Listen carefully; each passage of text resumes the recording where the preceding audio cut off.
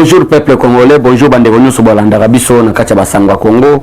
Lelo toza na information moko ya kopesa bino déclaration ya Martin Fayulu face ya ba membres qui composent le bureau de la CENI pour les élections de 2023.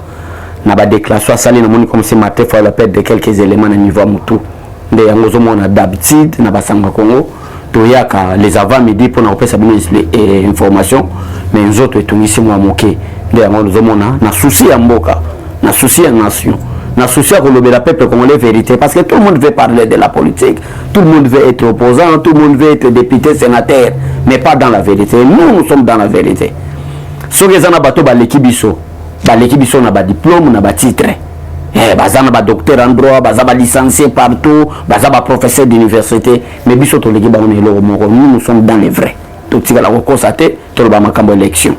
Pourquoi on a dit que nous sommes dans les vrais? C'est par rapport à la déclaration de Martin Fayulu, le peuple congolais.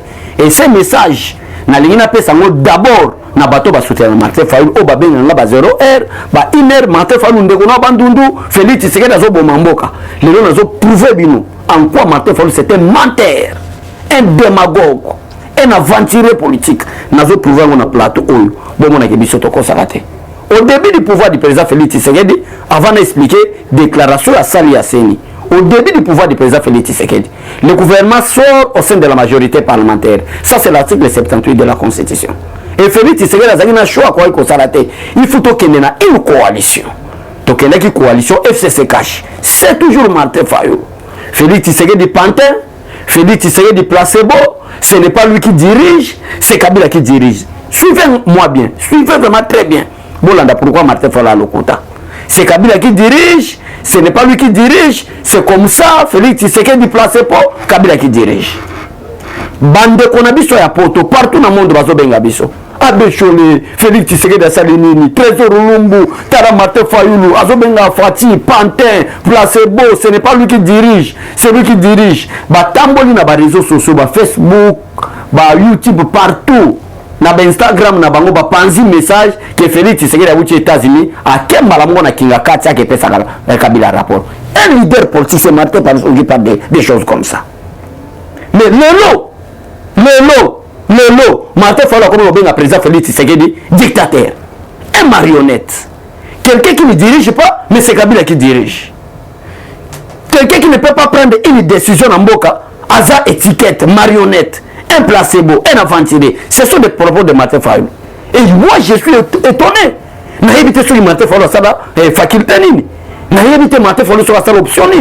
Pour le nom Martin Fayulu la déclaration, alors il était Félix Tshisekedi comme dictateur. Dictature, le président Félix Tshisekedi est bandit quand le peuple congolais. Parce qu'au début, il était pantin. Au début, il était marionnette. Au début, il était, ce n'est pas lui qui dirigeait, mais c'est Kabila qui dirigeait. C'est moi qui ai raison pour mon Henri Magie. À Kota Boloko. Le président, il y a Ligue des jeunes, il y a PPRD. Vice-président Ligue des jeunes à PPRD. À Kota Boloko. Parce que Martin Fayulu a fait la déclaration moko. Na ba déclaration, les ont poussé na batou ya FCC. Ba le ba était ce qui Kabila l'autre à commission président. C'est Henri Magie à la déclaration. Ba vidéo ça. À cause de ba propos Martin Fayulu à l'oba, et Félix Tshisekedi dans sa marionnette, il ne dirige pas. Henri Magie a profité à l'équipe on a ba information, à l'équipe on a ba TV local, a bandi ko pesa message pour expliquer peuple congolais que Kabila l'autre président Félix Tshisekedi la commission chef de l'État. Lelo Henri Magie a na boloko. Lelo a na boloko. Mais nazo ka moi. Ce qui est na batu mususu lelo. En tout cas peuple congolais n'est moins que tous en abiso peuple moko naïf ne ba finga biso. Mais surtout tous peuple avec conscience. Avec intérêt à côté de Mboka Nabiso. Mboka Nabiso est un liboso. Ce qui biso nous sommes ensemble et que tout ça, on lutte le Komoko. Et ça dit changement Mboka. Mais Batouka ba Martin Fayulu na pays le la Maghreb. Batouka ba Martin Fayulu na pays le la asiatique. Le quoi na ba Inde. Le quoi na ba les Émirats arabes. Martin Fayulu ko megate ba ko lapider. Ça je vous dis la vérité. Ba ko lapider. Comment est-ce que un homme manque la constance dans la politique? Et Martin Fayulu prétend que Ozala, fils politique ou fils idéologique, il y a Etienne Tshisekedi wa Mulumba. Mais Etienne Tshisekedi wa Mulumba, dénominateur commun naé. Et c'est là que constance, la constance. Un homme politique ne peut pas dire I pendant le matin et le soir il vient, il change direct, il saute, bah il grette, bah il tombe dans Z. C'est que vous n'êtes pas prêt à faire la politique ou l'opposition. Félix Tshisekedi qui était marionnette, Félix Tshisekedi qui était placebo, Félix Tshisekedi qui était, ce n'est pas lui qui dirigeait, mais c'est Kabila qui dirigeait. Et je suis étonné, maintenant, peuple congolais, il y a Hollande a déclaré Martin Fayulu dit que le président Félix Tshisekedi comme dictateur. Et Zandé n'a pas peuple congolais. Bon, on l'a mis sur Boyeba, Banani Bazolité pour l'intérêt en Boka. Mouto yo funga. Mouto yo tchola que yo bima qui président de la République avec 52%. Na ba TV5 ba image ça. Ba France 24 au leka. On dit que c'est toi qui étais le président élu. Félix Tshisekedi était marionnette à diriger. On changé, on dit que makambo place nous kende wana et ko simba te parce que on a kata lokota. Tiens un menteur. On changé. On est qu'on maintenant le jour où le président Félix Tshisekedi a remis ma coalition FCC Cash à ce jour-là, on a condima et Félix Tshisekedi a changé. Le président Félix Tshisekedi a remis coalition FCC Cash. Martin Fayulu a changé. Alors que sa stratégie a mis ce terme. Alors que l'union sacrée et sa deuxième grossesse, il y a FCC Cash. Ce sont des propos de Martin Fayulu. Nani a yebi yango te bandeko nanga. Nani bina adressé te na bandeko o balandaka nga mingi. Bandeko basepelanga. Na lina adressé message na bandeko balandaka Martin Fayulu. Pourquoi biso tolobi ke Martin Fayulu peut nous dépasser na côté pétrole na commerce sasara na ba Moïse Katumbi. Ça ce n'est pas un problème. Mais dans la vérité nous sommes là dedans. Biso vérité des abisso tolobaka vérité. Non le colabomi parce que les raisons les équipes le colabomi coalition FCC Cash.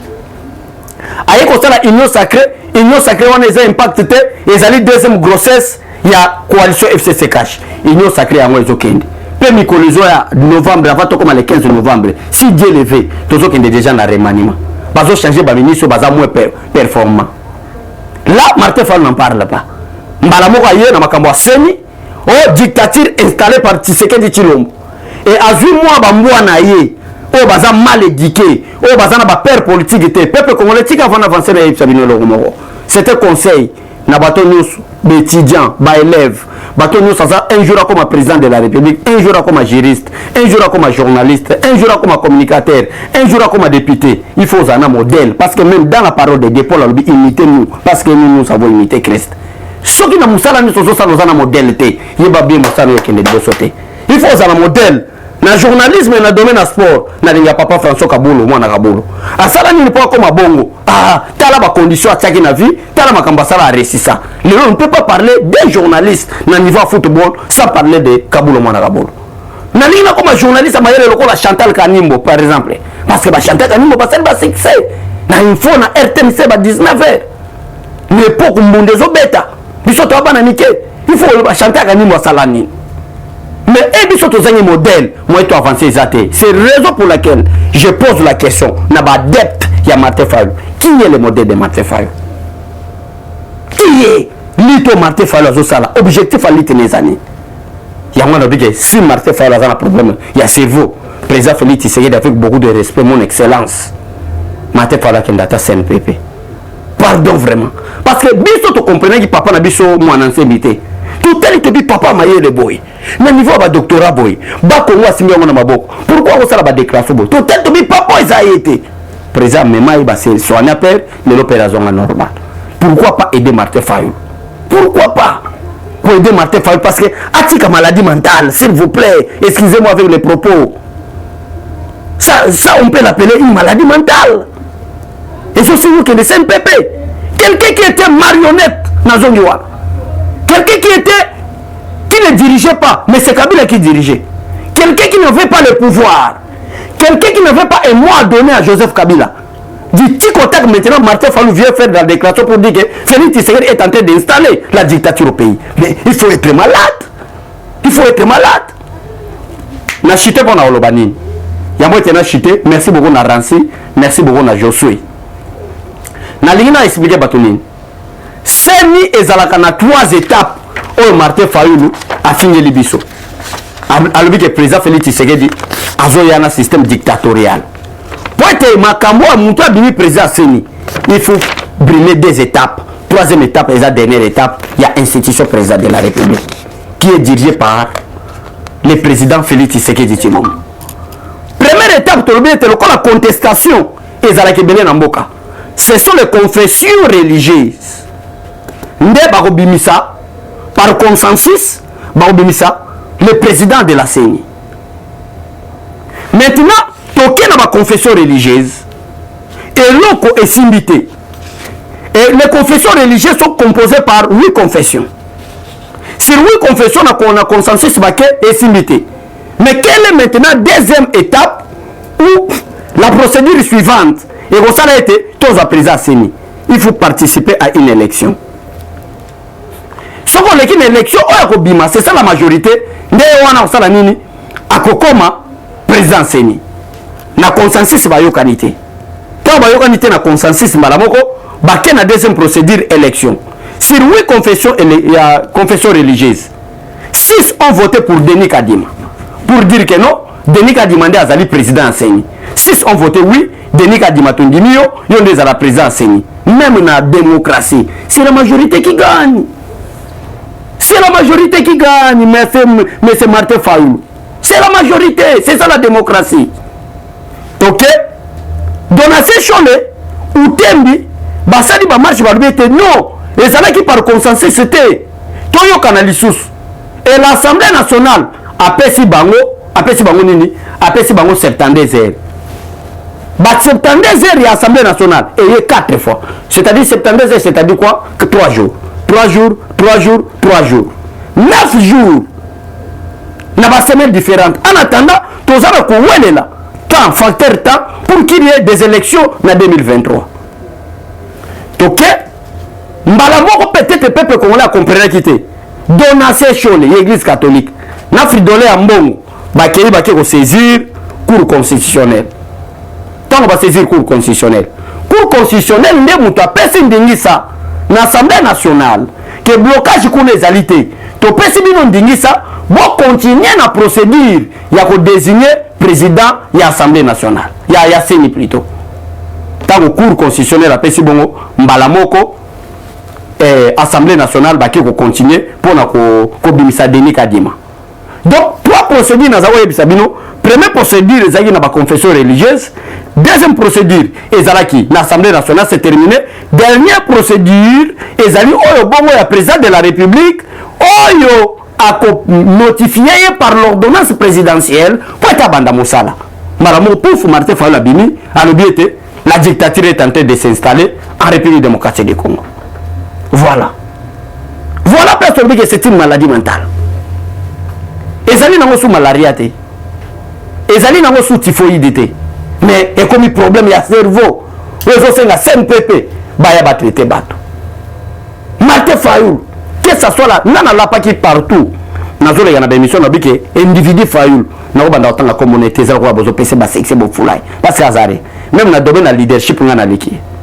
Ba tsenga vraiment boyna Martin Fayoulou candidat na circonscription électorale mo boy. Na so Martin Fayoulou battre na se na iba musana salate. Mais éviter le problème autant à Combo. Il ne faut jamais qu'on confonde commerce et pétrole dans la politique. Laissez la politique aux politiciens. Quel est le commerce et le pétrole? Tantôt pantin, tantôt marionnette, tantôt il ne dirige pas, tantôt c'est Kabila qui dirige. Tikotak Malamoko, dictateur. Faites attention que ça soit la dernière fois. Voilà, merci. Tu as dit pour toi que ça est, tu recadré parce que nous sommes dans des vrais. Biso toza dans des vrais. Biso toko ko sabatuté. Sur Martin Fayoulou, yango zobona ba Martin Fayoulou ba ko travail en complicité dans le régime de Joseph Kabila. Ba boma éducation, ba boma école primaire, congolais ala ko mela bombe lokola bango moko, congolais arivaka, tango ba ya ko ba discours moko mensonger, mbala moko ba ko sa peuple congolais qui est à la tilomba so salaboy. Nous sommes vigilants avec vous. Bino ndo bobomi éducation abana. Cours ya civisme tozako zongo na premier secondaire. Déjà partir ba 6e bozo cours ya civisme. Mais le cours ya civisme comme na ba 5e. Bana ba beba. Makama moko ba lobagate. Ba comment otangisa bana Diego Kao. Ba comment otangisa bana montagne les plus longues en Afrique. Mais oizala nango pe na Congo te. L'histoire ya Congo ya ba Lumumba. Ndenge nini Senko à l'époque. Ça ce sont des révélations. Oh Lambert Mende Pessi. Ndenge l'église bazo teme na batulelo. Lumumba a été arrêté à cause de Senko. Ce n'est pas moi, c'est Lambert Mende. Depuis Lumumba Senko a tiré la vérité. Depuis Lumumba, le Senko vérité n'y a pas eu biso. Or que comme on a ba Martin Fayoulou, peuple congolais. Si Fayoulou, peuple Fayoulou a osé Koloba que avant de faire la marche. Martin Fayoulou avec quel peuple? Quand tu parles du peuple, quel peuple? Le peuple sénégalais, hein, ou le peuple congolais. Na terre aux base te. Puis on même abana batuna berere pour ça la meeting na mutuka. Ça c'est quel opposant? Au moment où la démocratie est déjà installée par le président Félix Tshisekedi. Osé qui est au Sangana, na Senuko, na Biso Lamuka, to banda baction en grande envergure. Bon ça la baction, mais peuple a obimate. Pour vous un discours et repère le peuple congolais. Peuple congolais a Zolanda Biso. A yebi madame que nous sommes dans des vrais. A reyo que la ba mot d'ordre na binoté.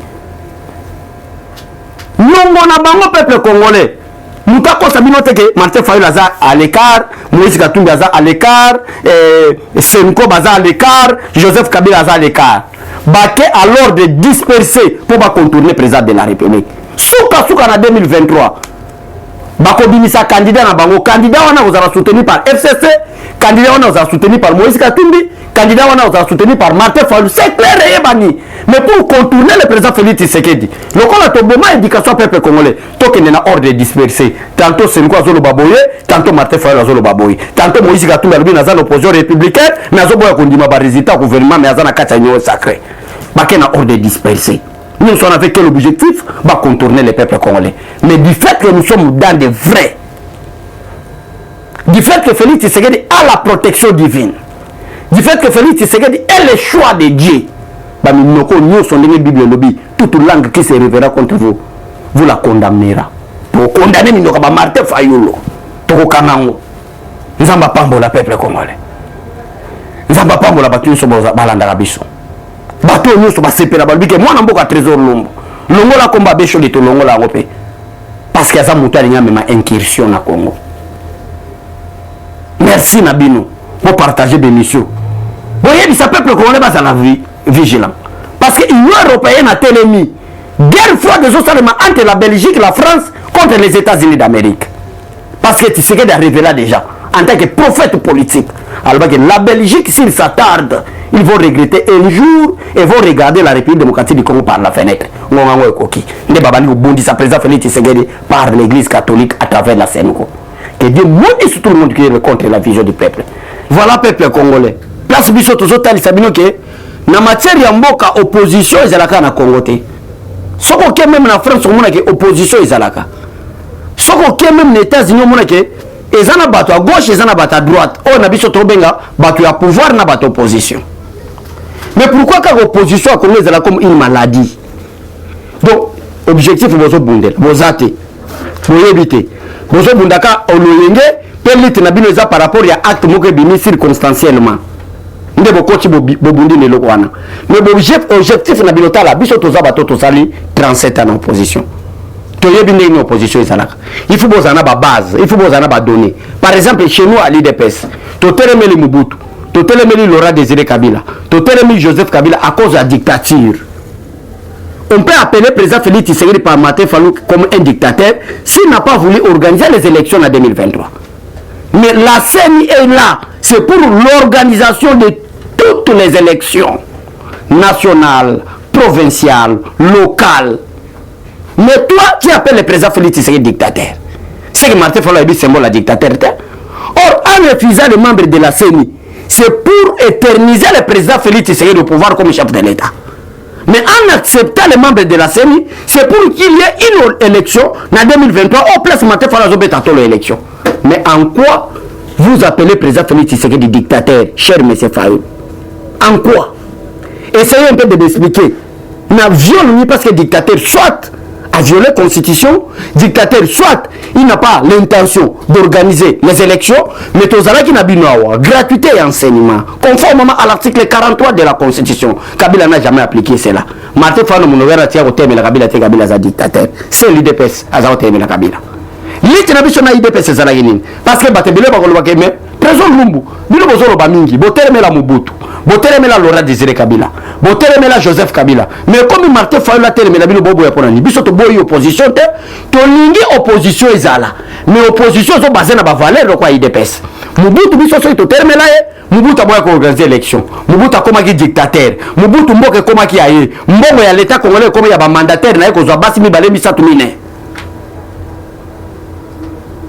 toye na Laurent Désiré Kabila peuple a comme na suka na Mobutu abaye Mobutu parce que makama mabezo ça le mebele Laurent Désiré Kabila aye bakuta ni netien Tshisekedi Martin Fayulu pour votre information Tshisekedi ayebisi Tshisekedi ayebisi Laurent Désiré Kabila mon frère ba militaire ba aider yo poto la dictature ya Mobutu oyo zako ya na kombo ya Etienne Tshisekedi la premier ministre yo président pour organiser les élections donc des choix qu'on a premier ministre mais bimisa mbongo le Congo a beaucoup d'argent ba mandataire ya Mobutu batikala ki na mboka bazo misambongo to libérer ba militaire rwandais bazonga Laurent Désiré afongola mbanga zo seka na TV pour na kolobaki tout cela était mon frère bon la nana malam nos frères toyeki bitumbe bandi na Goma nos frères toyeki James Kabarabe chef d'état-major na Congo un sujet rwandais aujourd'hui ministre de la défense na Rwanda to comme na Joseph Kabila to comprendre que après la mort de Laurent Désiré Kabila par quel miracle Joseph Kabila a eu pouvoir personne n'en connaît chef d'état-major il y a force terrestre président de la République à Koufi commandant moko ya force terrestre akende comme chef de l'État par quel principe par quel miracle par quel moyen par quelle jurisprudence mais Joseph Kabila comme président te dit non pouvoir ya dictature nde yangwana tozoboya totelemeli Joseph Kabila depuis 2001 si tu veux gagner en 2018 à céder parce qu'il y a soutenir qu'on gagne l'élection mais tant que vous avez devenu président Félix Tshisekedi dictateur quelles sont vos valeurs monsieur Martin Fayulu monsieur Bombe quelles sont vos valeurs voilà la raison pour laquelle n'alba que osa vraiment censé gouvernement congolais ba yo ki la Martin Fayulu mawa aza censé ba mema un hôpital batala ba cerveau parce que Martin Fayulu moi je connais oza ko landa Félix Tshisekedi na sima oza ki parce que Félix Tshisekedi na moment ya rassemblement dernièrement aza Martin Fayulu na mona leloté à perdre quelque chose na mutu nae nde yango na bike ndeko nanga ba congolais partout biso tozala to sangana to bunda pote mboka na biso kende liboso andera Congo to na mboka muso to vivre te Congo est la seule patrie na biso tozala heureux je suis du bandundu na kolonga bandundu na ke fanda na Goma na kolonga Goma na ke fanda na Mujimai na kolonga Mujimai na ke Mbandaka na kolonga Mbandaka na ke Kindu na kolonga Kindu na ye Matadi na kolonga Matadi na ke Kisangani c'est notre pays tozala libre ko circuler mboka na biso mais ba adversaire bazo travailler na Union européenne ba Fayulu bazo travailler na occidentaux pour te rendre Félix Tshisekedi de chèque na ba guerre au bazako sala na République démocratique du Congo pour ba yiba ba minéré pour ba yiba ba coltan Rwanda lelo akomi na coltan Rwanda lelo akomi na ba minéré akomi ko produire mais na mboka na izate parce que ba opposant mi yibi oyo ba ventiler politique bazana mboka oyo bazako teka peuple congolais na intérêt ya ba vie privée na bango batonga ba building na ba Gombe batonga ba building na ba ma campagne et toza vigilant peuple a fongoli miso banda ba marche no Fayulu to autoriser yo c'est ça la démocratie autorisation ya hôtel de ville ba banda peso peso la ba marche et zande liwa na yo politique au kufi politiquement ocho ça la marche awat na suka marche salini ba proclamer Denis Adimaseni président Seni au salini ka ba déclaration ko flatter peuple congolais ozo luka positionnement facha ko nommer yote et loko Martin Fayulu si abanda ki na président Félix Tshisekedi marionnette il ne dirige pas, c'est Kabila qui dirige. Voilà ceci, voilà cela. Placebo, aeko koma, a changé lutte, a commis une réforme institutionnelle. Toi qui n'as pas réforme, a changé ma réforme. Le loi comme un dictateur, que Félix Tshisekedi est devenu dictateur. Yeba malamu que peuple congolais, l'État maté fait les apports d'intérêt peuple congolais, l'État maté fait les positionnements. Or que le président Félix Tshisekedi on nomme quelqu'un par des compétences. Ba nous ma mutu na ba déclaration diabolique aux sala wana te. Poko bangi sa mutu te opposition yoye facha banda ki ngoli bosona. Tant facha sa l'opposition yo zote ka pétrole. Ko bosana ke loko wana te. Merci na bande onyo so alandi biso. Merci na ndeko Josué, merci na ndeko Ransi. Nzambe apambola bino pourquoi pas na journaliste qui toko cracher la bolenga. Botika malam, bye bye. Eshima, votre magazine qui bat au rythme de l'actualité. Retrouvez la nouvelle édition. Exclusivité, Sakombi Molendo, le pionnier de la bancarisation. le ministre des Affaires foncières a signé le 3 juin 2021 avec son collègue des Finances l'arrêté interministériel portant bancarisation des opérations foncières et immobilières supérieures ou égales à 10 000 $ américains. Une première en RDC, concrétisée par celui qui fait figure de porte-étendard de la numérisation et de la sécurisation des titres fonciers. Aimé Sakombi Molendo est de plein pied dans la matérialisation de sa politique qui suit la vision du chef de l'État, Félix Antoine Tshisekedi, celle de faire du numérique un levier d'intégration, de croissance économique et de progrès social. Nation, gouvernement des Warriors, bilan de gestion dès son premier jour du gouvernement Samalou Kondé. Sonas, le DG Lucien Bonieme Ekofo présente un bilan largement positif pour les grandes réalisations du premier semestre 2021. À lire également l'interview de Seth Kikouni portée sur les questions d'actualité. À la découverte de Tissia Mukuna, la DG de la marque La Quinoise, café planté et transformé à Kinshasa. Interview exclusive de Richard Ilunga, DG de l'ONIP, qui confirme l'identification de la population congolaise avant les élections 2023. Un an de patrouille financière, les audits de l'IGF mettent à l'écart les mandataires impliqués dans la mauvaise gestion des deniers publics grâce à Jules Alinguete, inspecteur général des finances, chef de service. Une analyse sur les coups d'État en Afrique et leurs conséquences. Retrouvez l'intégralité du magazine Eshima dans les kiosques. Eshima Magazine, un nouveau standard d'information.